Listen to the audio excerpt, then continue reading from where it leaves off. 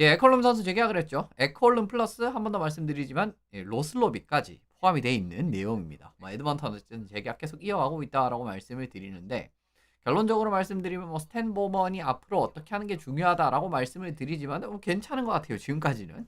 지금까지는 이제 일단 계약만으로 봤을 때는 상당히 괜찮아 보이는 것들이 좀 있다라는 거. 이제 그런 부분 뭐 말씀을 드리게 되는 부분이고 뭐 당연 뭐 월머 같은 경우에도 그렇게 큰 돈을 들이지 엄청나게 큰 돈을 들이지 않았고 에컬은 오히려 뭐 전년 대비해서 떨어졌고 이런 그림들 바라보시면 좋을 것 같습니다.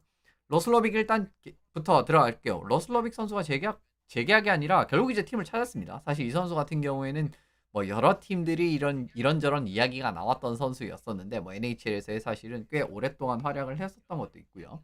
그리고 그걸 제외를 한다라고 하더라도 뭐 득점원으로서의 좋은 모습들을 보여준 게 또 이제 직전까지도 있었기 때문에 어떻게 보면은 좀 많이 이야기가 나오는 자원이었습니다만은 계약이 뭐 좀처럼 좀 이루어지지 않는 뭐 그런 상황이었어요. 근데 에드먼턴이 계약을 하게 되면서 결국 이제 에드먼턴 소속으로 올 시즌 뛰게 됐고요. 스피드, 마무리 능력 역시나 뭐 강점이 있습니다. 이 선수 같은 경우에는 뭐 탑 스피드나 32km 이상 가속 이런 것도 이제 뭐 리그 상위권에 해당하는 그런 성적이 나오고 있죠. 사실 이제 사이즈 대비 생각을 하면 조금 더 빠르면 더 좋은데 그래도 뭐 이 정도도 뭐 괜찮습니다. 이제 그런 부분에서 스피드적인 부분 상당히 좋다라는 거. 그리고 이제 고위험 지역이라든가 중간 위험 지역에서 어쨌든 슈팅 성공률이 나쁘지가 않죠. 이거 NHL 엣지가 올 시즌 굉장히 이상하게 오히려 더 보기 안 좋아진 것 같은데. 어쨌든 눈만 아프고 저 사선 굉장히 눈이 아픈 이제 이런 부분인데 일단 어쨌든 고위험 중간 지역 위험에서 에서 꽤 괜찮은 성과가 나오고 있죠. 슈팅 성공률 이런 부분 나쁘지 않다라고 확인을 주시면 드리면 좋을 것 같고요. 뭐 영역별 슈팅이라든가 이런 걸 살펴보시더라도 전체도 이제 15.8% 그리고 이제 고위험 지역에서도 20.2% 중간 위험 11.8% 굉장히 준수한 그런 이제 마무리 모습을 보여주고 있습니다. 그런 과정이기 때문에 결과적으로는 이제 이런 부분에서 득점원 역시나 뭐 에드먼턴은 이 부분을 계속 이제 생각을 해야 되는 부분이죠. 사실은 예전에도 결국은 뭐 케인이라든가 페리라든가 이런 선수들의 빈자리를 메우는 자원으로서 어 사실은 뭐 역할적으로도 그렇지만 파워포워드랑 일반적인 좀 작은 유형의 스코어러들 하지만 이제 이 그냥 깡 숫자만 비교를 해도 사실은 100% 뭔가 이 채워지는 느낌은 아니었었거든요. 근데 어쨌든 이제 로슬로비까지 들어오게 되면서 그 부분을 조금 완화하고자 하는 움직임이라고 생각이 들고요. 또 하나의 강점 역시나 센터로서 활용이 가능하다라는 점입니다. 여참에 이제 센터로서도 쓰면서 로슬로빅을 좀 유연하게 활용을 할 수 있다라고 이제 말씀을 드리게 되는 거고 만약에 로슬로빅이 올해도 이제 좀 올해 만약에 괜찮은 모습을 보이게 된다라고 하면은 헨리크 선수를 좀 대체하는 느낌으로 가도 괜찮을 것 같아요. 실제로 헨리크 선수는 4라인에서 지금 이제 최근 경기를 뛴 부분이 있었고 그렇게 되면 이제 맥데이비드, 누전트 호킨스, 로슬로빅 뭐 이런 식으로 1, 2, 3라인 센터 가도 괜찮다라는 겁니다. 결국은 이제 지금 에드먼턴 오일러스가 저는 이제 뭐 매번 맥데이비드, 드라이자이트를 누전 토킨스로 가는 게 제일 좋다라고 말씀은 드리지만 그렇게 안 하잖아요. 그죠? 그냥 이제 맥데이비드, 드라이자이트를 이제 1, 2라인을 쓰거나 그러면 이제 누전 토킨스가 윙으로 올라가고 아니면 이제 지금처럼 드라이자이트를 윙으로 올라가고 이제 그런 그림을 뭐 유지하겠다라고 하면은 뭐 새로 3라인 센터 찾아야 돼 지금처럼. 이제 그 과정에서 만약에 로슬로빅이 생각보다 좋은 활약을 펼치면 3라인 센터 후보군으로 들어갈 수 있다라는 정도로만 바라보시면 좋을 것 같습니다. 근데 계속 어쨌든 작은 사이즈 득점원만 계속 영입을 하는데 왜 그런지는 잘 모르겠어요. 일단 만자파네 같은 경우에도 뭐 이제 뭐 첫 경기에서도 득점을 했고 나쁘진 않았지만 신장이 그렇게 큰 선수가 아니고 뭐 하워드 이번에 영입을 했죠. 그리고 포드콜진, 로슬로빅 뭐 재계약을 했고 포드콜진도 이제 뭐 사실 작년에 영입한 선수죠. 그리고 로슬로빅까지 한다라고 하면은 이거는 사이즈를 채우려는 움직임은 여전히 전혀 보여주지 않는다라는 거. 요거 이제 좀 재밌다라고 하면 재밌는 부분. 그냥 아예 그냥 이제 스피드로 승부를 보려고 하는 그런 목적인지 스탠버먼의 그런 좀 노림수. 뭐 앞으로 사실 뭐 덩치 큰 이런 파워포워드를 뭐 추후에 영입을 할 가능성은 있기는 있지만 어쨌든 올해는 사실 지금 추가 영입이라든가 이런 거는 사실 좀 어려운 상황이잖아요. 지금 당장 캡도 거의 없는 상황이고. 이런 그림이기 때문에 뭐 내년부터 내년 내후년에서 이제 좀 변화가 느껴질 수는 있지만 어쨌든 좀 너무 작은 사이즈만 이렇게 좀 선호하는.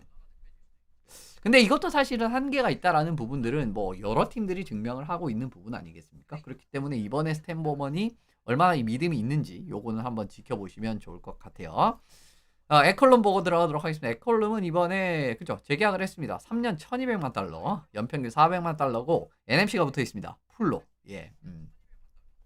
역시나 이제 그냥 계약 물론 이제 나이적이라든가 이런 부분도 어느 정도는 이 이유가 되겠지만은 조건을 일단 잘 받아줬죠. 뭐 사실 맥데이비드가 적어도 3시즌 정도는 남아있는 현재 상황에서 굉장히 에드먼턴이 막 에크홀름을 정말 눈물을 머금고 팔아야 되는 이제 팀 성적이 안 좋아져서 뭐 그런 상황이 나올 가능성은 저는 그렇게 크지 않다라고 보는데 설령 그런 상황이 나온다라고 할지라도 NMC가 있기 때문에 선수 입장에서는 큰 문제가 없는 뭐 그런 상황이다라고 바라보시면 좋을 것 같습니다. 어쨌든 이제 그렇게 말씀을 드리고 직전 금액보다 더 적어졌어요. 이제 625만 달러의 내슈빌이랑 계약이 이제 그 당시 요랬었는데 그거보다 이제 400만 달러로 줄어든 그런 그림이기 때문에 대인플레 시대라고 뭐 자주 말씀을 드리고 실제로 뒤에 말씀드린 선수들도 기준 가격이 많이 올라간 건 사실이거든요. 그러니까 이제 카프리조프 정도까지 가지는 않았지만 어쨌든 최근에 NHL 기준 가격이 당연히 올라갈 수밖에 없는 겁니다. 연봉에서의. 이제 그 과정에서 에컬럼은 오히려 더 떨어졌으니까 이런 과정에서는 굉장히 이제 기분 좋은 에드먼턴 입장에서는 기분 좋은 계약이라고 보시면 좋을 것 같습니다.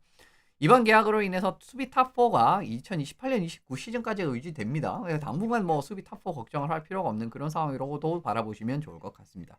그러니까 지금 퍼포먼스에 그냥 좀 만족스러운 것 같아요. 그러니까 이제 에드먼턴의 내부적인 평가적이라든가 그러니까 이제 물론 이제 뭐 내년 이후에 아까도 말씀드렸지만은 캡이 더 생기니까 추후로 조금 바뀔 가능성은 있지만 어쨌든 탑4는 그냥 이제 올해부터 28, 29 시즌까지 그냥 쭉 갈 수 있다. 이런 상황이라고 바라보시면 좋을 것 같습니다. 사실 에컬럼 선수가 부샤르 선수랑 굉장히 확실한 페어로 자리 잡은 모습을 계속 보여주고 있어요. 사실 이 두 명은 상호 보완적인 측면에서도 저는 나쁘지 않다라고 보고 물론 이제 부샤르 선수의 공격력이 너무 출중하기 때문에 지금 이제 SATF라든가 그다음에 이제 뭐 기대 득점 값이라든가 이런 것들은 사실 부샤르랑 같이 뛰는 애들은 어지간하게 좋게 나올 수밖에 없습니다. 이제 그렇긴 하지만 어쨌든 수비적으로 불안한 부분을 조금이나마 더 안정적으로 보완할 수 있는 카드는 역시나 에콜롬인 것 같거든요. 그런 과정에서 이제 좋은 모습을 말씀을 드리게 되고 뭐 기대 득점 차이 같은 경우에도 이제 17.2 그러니까 이제 기대 득점 값이랑 기대 실점 값이랑 뺐을 때 플러스 17.2가 나왔다라는 거죠. 그리고 이제 뭐 SATF 이거는 이제 전체 슈팅 시도 얘 두 명 올라왔을 때 우리가 몇 퍼센트 지금 60%를 넘어가는 수준입니다.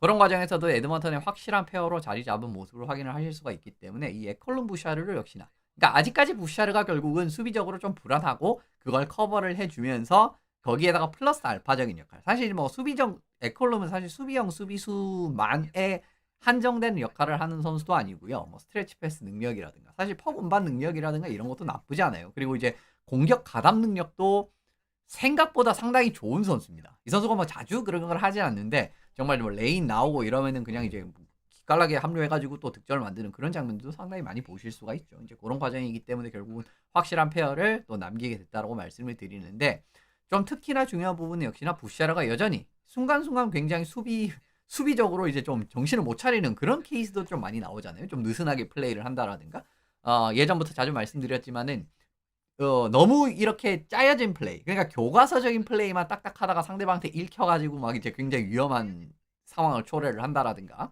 그런 과정들이 상당히 많거든요. 여전히 많아요. 여전히 많은 상황이기 때문에 이런 수비 단점을 또 보완하는 역할로서 파트너로서 괜찮은 모습이다 라고 이제 판단을 하고 있는 것 같습니다. 많은 역할을 맡고 있고요. 이븐 스트렝스 상황에서도 이제 많은 시간 출장하고 파워플레이도 출장 시간이 있고 경기당 58초 가까이 출장을 하기 때문에 출장 시간이 있고요. 쇼트핸디드 같은 경우에도 뭐 쇼트핸디드는 당연히 거의 풀로 나오는 건 아니지만 어쨌든 상당히 많은 시간을 소화를 하는 부분 확인을 하실 수가 있습니다. 한 번 더 말씀드리지만 계약 자체는 상당히 좋은 계약입니다. 이 대인플레 시대에 에콜룸 정도 되는 좀 믿음직한 베테랑 카드를 400만 달러 수준에 잡았다라는 거. 이걸 굉장히 높게 평가를 해야 되는 부분이거든요. 실제로 지금 UFA 선수들이 2026-27 시즌, 올 시즌 끝나고 내년부터 시작하는 계약을 기준으로 살펴봤을 때 생각보다 가치가 그렇게 낮게 형성이 되고 있지는 않아요. 지금 제이크 월만 같은 경우에도 어쨌든 700만. 그러니까 이제 뭐 기준 가격이 올라갔다라고 말씀을 드리는 거죠. 이런 것들이. 파울러도 610만, 미콜라 같은 경우도 얼마 전에 500만 달러였지 않습니까? 근데 미콜라보다도 금액이 더 적습니다. 이제 뭐 이거 뭐 어쨌든 대단하다고 말씀을 드리는 거고. 물론 이제 뭐 미콜라의 나이라든가 이런 걸 생각을 하면 또 이제 거기에는 이야기가 나올 수 있지만 어쨌든 미콜라보다도 금액이 적다라는 거. 이것도 이제 시사하는 바가 좀 있지 않나라고 말씀을 드립니다. 그래도 좀 걱정되는 부분이 아예 없는 건 아닌데 일단 나이입니다. 내년부터 에컬룸 선수는 37살. 그러니까 이번 계약은 에컬룸 선수의 37살부터 39살 시즌에 걸쳐 있는 계약이거든요. 그런 과정이기 때문에 역시나 이제 나이적인 부분의 문제, 같은 부분 확인을 하셔야 되는 부분이고요.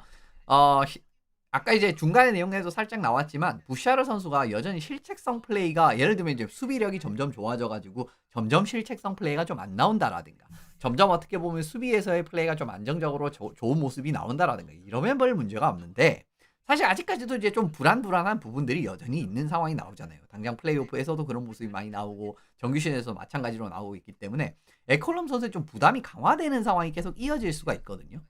이건 이제 변동 여지는 있습니다. 만약에 부샤르가 이제 앞으로 갑자기 막 수비에서 각성을 해가지고 정말 이제 수비 지역에서도 믿음직한 활약을 펼치고 요런 모습들이 나오면은 상관이 없는데 그렇지 않을 가능성이 있단 말이에요. 이제 그렇게 됐을 때는 에콜럼 선수가 결국은 이 부샤르 선수의 빈자리를 더 메우기 위해서 더 열심히 뛰어야 되고 하는 그림들이 나올 수가 있는데 그렇게 되면은 수비 부담이 강화가 되는 상황이 많이 나오겠죠. 그런 과정이고 이미 사실은 에콜롬 선수는 지난 시즌에 원래는 에콜롬 선수가 거의 부상이 없는 선수거든요. 근데 지난 시즌에 좀 결장이 많았습니다. 예, 질병으로도 7경기. 뭐 아픈 건 그렇다라고 치더라도 비공개. 그러니까 이제 어디 부상인지 이제 정확하게 알려주지 않고 어쨌든 부상을 당해가지고 지난 시즌 2번 결장을 했었죠. 시즌 말미에 2번이나 결장을 했고 지난 시즌 플레이오프까지도 상당 경기를 결장을 하는 그런 그림이 있었다라는 겁니다. 그러니까 앞으로 사실 이런 것들이 더 심해질 가능성이 있다라는 거거든요. 당연히 나이적인 부분도 그렇고 그리고 거기에다가 부담까지 많이 주어지는 상황에 많이 또 출전을 하잖아요. 쇼트핸드 상황도 그렇고 그 다음에 이제 수비 지역에서 뭔가 믿을 만한 활약을 펼쳐야 될 때도 이제 에클롬을 제일 먼저 꺼낼 수 있는 카드고 이런 그림들이 나오기 때문에 앞으로 에클롬 선수의 좀 부상적인 부분이라든가 이 나이적인 부분으로 나오는 이걸 이제 결국은 이런 짐을 부샤르가 좀 훨씬 더 많이 좀 덜어줘야 된다라고 생각을 하거든요. 근데 그게 만약에 원활하게 이루어지지 않는다라고 하면요, 이 부샤르 선수의 나이적인 부분이라든가 이런 부분이 에콜롬이죠. 에콜롬 선수의 나이적인 부분이라든가 이런 부분까지 겹쳐가지고 좀 피곤한 상황이 나올 수도 있다라고 말씀을 드려보겠습니다.